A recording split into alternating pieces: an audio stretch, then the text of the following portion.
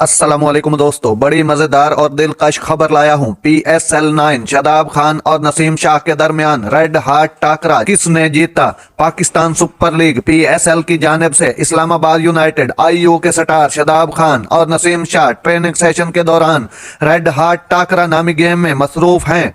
Team के कप्तान शादाब खान और नसीम इस्लामाबाद के अहम खिलाड़ी रहे हैं क्योंकि वो अपना तीसरा PSL टाइटल जीतना चाहते हैं। दोनों खिलाड़ी यूनाइटेड के तरबियती सेशन के दौरान क्रिकेट खेल में मसरूफ थे, जहां नसीम ने शादाब के खिलाफ खेलने के लिए बैट लिया। नसीम को 6 गेंदों पर 14 रन दरकार थे। उन्होंने पहली गेंद पर चौका लगाया, लेकिन अगली गेंद पर कैच हो गए, जिसके बाद स्कोर 0 पर चला गया। नसीम फिर आउट हुए, जिसके बाद उन्होंने 2 गेंदों पर 2 छक्के लगाए। 2 गेंदों पर 6 रन की जरूरत थी, लेकिन शादाब शानदार बॉलिंग करने में कामयाब रहे और गेम जीत गए। नाजरीन, ऐसी बर वक्त खबरें सुनने के लिए मेरे चैनल को सब्सक्राइब कर लें। अल्लाह हाफिज।